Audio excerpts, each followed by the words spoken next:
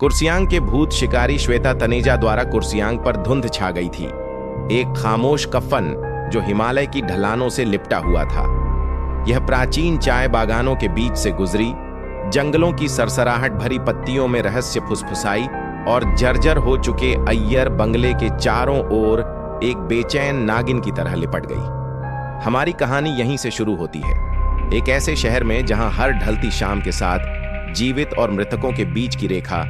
हमारा नायक कार्तिक गोडसे है, जो लगभग 13 साल का लड़का है, जिसे मुंबई के हलचल भरे महानगर से इस शांत पहाड़ी शहर में अनिच्छा से लाया गया है। उसने कुर्सियांग में अपने जीवन की कल्पना अंतहीन ऊब के रूप में की थी, जो उसके हाई स्पीड इंटरनेट और कंसोल गेम के बिल्कुल विपरीत था। उसकी मां, एक चाय चखने वाली, एक नए काम के साथ इस कदम को एक घर वापसी के रूप में देखती थी, जो उसके बचपन की सबसे प्यारी यादों की जगह पर वापसी थी। कार्तिक ने इसे निर्वासन के रूप में देखा। उसका आगमन बिल्कुल भी शांत नहीं था। अपने पहले ही दिन संकरी घुमावदार गलियों से गुजरते हुए कार्तिक को एक घबराए हुए बूढ़े व्यक्ति ने रोका। उसकी आंखें आतंक से चौड़ी थीं, जो छायाओं और बंगले के बारे में बड़बड़ा रहा था। इससे पहले कि कार्तिक इसका अर्थ समझ पाता, धुंधलके से ढके हुए चेहरों वाले 2 खतरनाक व्यक्ति दिखाई दिए और हाथापाई हो गई। भौचक्का और हिल गया। कार्तिक भागने में सफल रहा, लेकिन इस मुठभेड़ ने उसके दिमाग पर एक अमिट छाप छोड़ दी। यह कोई साधारण शहर नहीं था। उसे जल्द ही 2 असामान्य साथियों में सहयोगी मिले। पहला था ताशी, एक सौम्य, लगभग अलौकिक लड़का, जिसके पास स्थानीय लोक कथाओं और किंवदंतियों का अद्भुत ज्ञान था।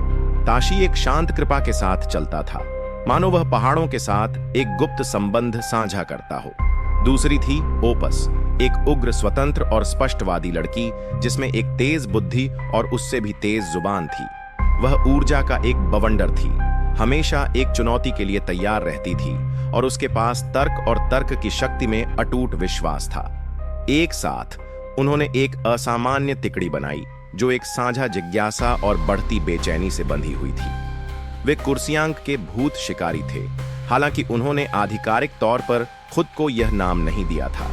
उनकी जांच हमेशा उन्हें अय्यर बंगले तक ले जाती थी, जो शहर के ऊपर एक पहाड़ी पर खड़ा एक जर्जर भवन था। यह फुसफुसाई हुई अफवाहों और डरावनी कहानियों का स्थान था, एक ऐसा स्थान जिसे स्थानीय लोग शाम के बाद से बचते थे। बंगले का एक इतिहास था, एक अंधेरा और मुड़ा हुआ इतिहास, जिसमें एक दुखद प्रेम कहानी, एक छिपा हुआ खजाना और अस्पष्टीकृत मौतों की एक श्रृंखला शामिल थी। जैसे जैसे कार्तिक, ताशी और ओपस ने अय्यर बंगले के रहस्यों में गहराई से उतरना शुरू किया, उन्हें एहसास हुआ कि भूतिया दृश्य केवल लोक कथाएं नहीं थे। उन्होंने भूतिया आकृतियों का सामना किया, शरीर से अलग हुई आवाजें सुनी और वस्तुओं को अपने आप चलते हुए देखा। बंगले की दीवारों के भीतर रहस्य छिपे हुए थे, ऐसे रहस्य जिन्हें कोई छिपाने के लिए बेताब था। उनकी जांच उन्हें कुर्सियांग की भूल भुलैया वाली गलियों से, हलचल भरे चाय बागानों से लेकर शांत प्राचीन मठों तक ले गई। उन्होंने एक छायादार संगठन, जिसे केवल DPRAS के नाम से जाना जाता है, से जुड़े एक षड्यंत्र का पर्दाफाश किया। एक ऐसा समूह जिसकी पहुंच लंबी और कपटी थी और जिसकी सच्चाई को दफन रखने में निहित स्वार्थ था। बच्चों ने भूतिया दृश्यों और जीवित लोगों द्वारा पेश किए गए वास्तविक खतरों, दोनों से कई खतरों का सामना किया। उनका पीछा किया गया, धोखा दिया गया और यहां तक कि उन्हें पकड़ भी लिया गया, लेकिन उनका दृढ़ संकल्प कभी नहीं डगमगाया। एक भाग्यशाली रात, वैज्ञानिक उपकरणों, कार्तिक की विशेषता, प्राचीन ज्ञान, ताशी की विशेषज्ञता और सरासर दुस्साहस, ओपस का योगदान के संयोजन से लैस होकर वे अय्यर बंगले के दिल में पहुंचे। चरमोत्कर्ष भूतिया संस्थाओं और मानव खलनायकों दोनों के साथ एक टकराव था। भूत, यह पता चला, दुर्भावनापूर्ण नहीं थे, लेकिन फंसे हुए थे।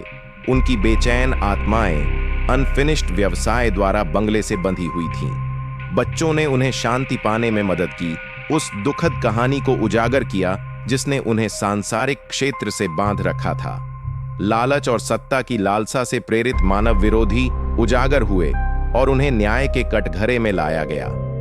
अय्यर बंगले के रहस्य अंततः सामने आ गए जिससे शहर के अंधेरे अतीत और उसकी भूतियां छायाओं पर प्रकाश पड़ा। अंत में कुर्सियांग बदल गया। धुंध अभी भी पहाड़ों से लिपटी हुई थी, लेकिन अब इसमें डर का वही वजन नहीं था। कुर्सियांग के भूत शिकारी, मुंबई का लड़का, सौम्य रहस्यवादी और उग्र विद्रोही अंधेरे में प्रकाश लाए थे, यह साबित करते हुए कि सबसे प्रेतवाधित स्थानों में भी साहस, दोस्ती और सच्चाई की प्यास प्रबल हो सकती है। और कार्तिक, जिसने कभी शांत शहर से डरता था, उसने खुद को हमेशा के लिए इससे बंधा हुआ पाया। ऊब से नहीं, बल्कि एक रोमांचक साहसिक कार्य और अटूट दोस्ती के बंधन से।